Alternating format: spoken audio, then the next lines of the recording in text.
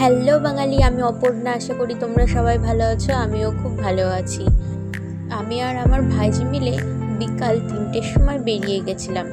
দিনটা স্পেশাল বলে কথা, তাই হালকা করে একটুখানি সেজে নিয়েছিলাম।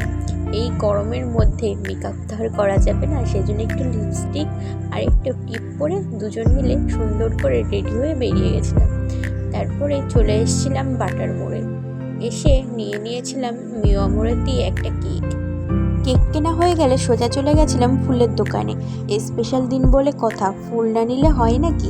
এই ফুল কেনা নিয়ে যেন একটা ঘটনা ঘটে গেছিলো, সেটা তোমাদের সাথে পরে শেয়ার করছি। আর এইদিকে দেখো, এই যে তোমাদের দাদা চলে এসছে। আর আমরা এসেছিলাম বনগাঁ 12 মাসে 13 পার্বণ রেস্টুরেন্টে। আর এই আসতে না আসতেই তাকে আমি দিয়ে দিচ্ছিলাম গিফট। আর সে জানতো জানো এর মধ্যে কি আছে। এর মধ্যে একটা শার্ট আছে, কারণ এই শার্টের বিলটা সে অনলাইনে পেমেন্ট করে দিয়েছিল আগের থেকেই। এইদিকে গিফটটা খুলতে থাকুক আর তোমাদেরকে আমি বলি ফুল কেনা নিয়ে কি হয়েছিল। আমি না প্রথমে ভেবেছিলাম ওই যে 50টা ফুল একসাথে পাওয়া যায় গোলাপ ফুল, আমি ওই ফুল নেব। তা নিতে গিয়ে একেবারে তো ফুলগুলো দেখি যে শুকিয়ে গেছে, আবার দাম বলছে 50 টাকা।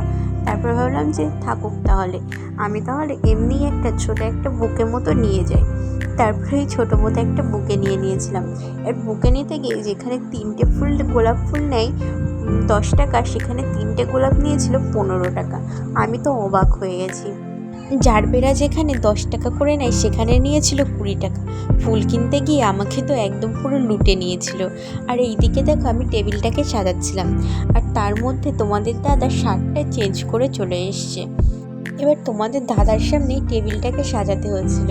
আর এইখানে আমি দেখি বুকেটা দিয়ে তোমাদের দাদাকে আমি প্রপোজ করছিলাম। আর আমি এতটা পরিমাণে লজ্জা পাচ্ছিলাম, কারণ সামনে আমার ভাইজি বসেছিল, তো সেজন্য প্রচুর পরিমাণে আমি লজ্জা পাচ্ছিলাম। আর এখানে ভাইজি আমার ফোন থেকে ভিডিও করছিল, আর তখনও বলছিল যে আমার ফোনটা দিয়ে ভিডিও করো, কারণ ওর ফোনটা নতুন। আর যেহেতু ক্যামেরাটা ভালো, সেজন্যই ও বলছিল ভিডিওটা যাতে ভালো আসে। তারপরে ওর ফোন দিয়ে এই যে ভিডিও করে দিচ্ছিল ভাইজি, আর আমি এখানে বলছিলাম চোখটা বন্ধ করো। আমাকে বলছিল কেন, কিসের জন্য, সে নানা ধরনের প্রশ্ন। তারপর লাস্টে অবশেষে চোখটা বন্ধ করলো। দেখো, সবই যদি আমি তাকে বলে দিই কিংবা দেখিয়ে দিই, তাহলে স্পেশাল কী থাকলো আর সারপ্রাইজই বা কী থাকলো। ওই জন্য তখন আমি বলছিলাম যে চোখটা বন্ধ করো। আর এটা না ও একদমই জানতো না।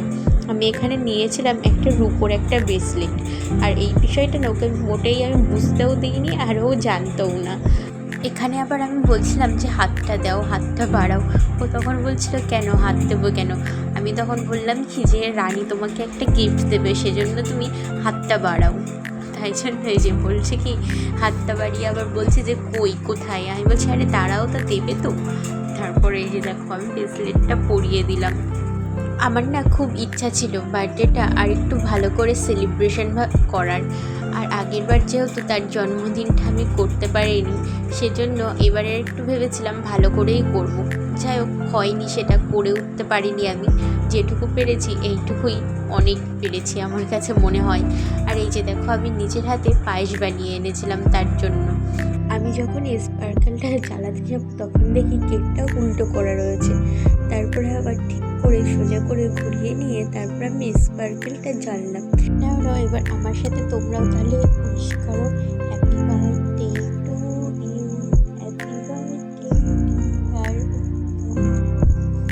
আমি এখানে এই যে পাশ থেকে আমি উইশ করছিলাম। স্পার্কেলটা না জ্বলছিল আর কালো কালো বারুদ পড়ছিল মনে হয় ওর উপরে।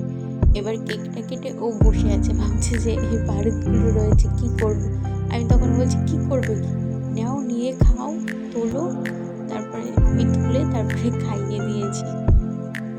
এখানে না পায়েসের কথাটা একদমই আমার মনে ছিল না। আমার ভাইজি আমাকে বলে দিল যে পিসি পায়েস খাইয়ে দাও, তারপরে আমি তাই ওকে একটু পায়েস খাইয়ে দিলাম।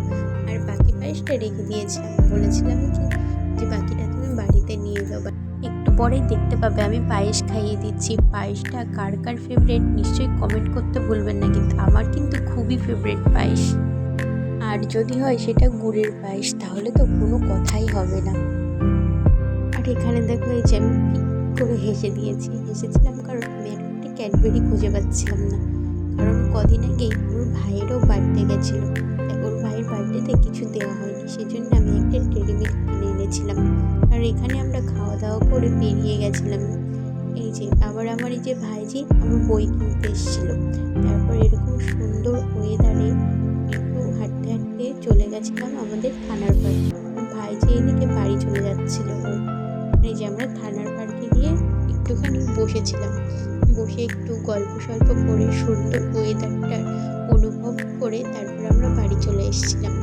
আর এখান থেকে তখন বাড়ি আসতে ঠিক তখন মনই যাচ্ছিল না, এমনকি ওরও মন যাচ্ছিল না, কারণ বেশ সুন্দর মানে সুন্দর হাওয়া দিচ্ছিল, যেহেতু নদীর পাশে পার্কটা আর সুন্দর হাওয়া দিচ্ছিল, ওই জন্য আসতে মন যাচ্ছিল না। আমাদের সাথে পরে একটা ব্লগে শেয়ার করব এই পার্কটা কোথায় এবং পার্কটা কতটা সুন্দর। আমরা এখানে বসে কিছুক্ষণ গল্প করে তারপরে আমরা বাড়িতে চলে গেছিলাম। আর আমি বাড়ির জন্য নিয়ে এসেছিলাম মোগলাই। আমি ততক্ষণে মোগলাইটা খেতে থাকি। তোমরা like, comment, share and subscribe করে দাও। টাটা, আবার দেখা হচ্ছে নেক্সট ব্লগে।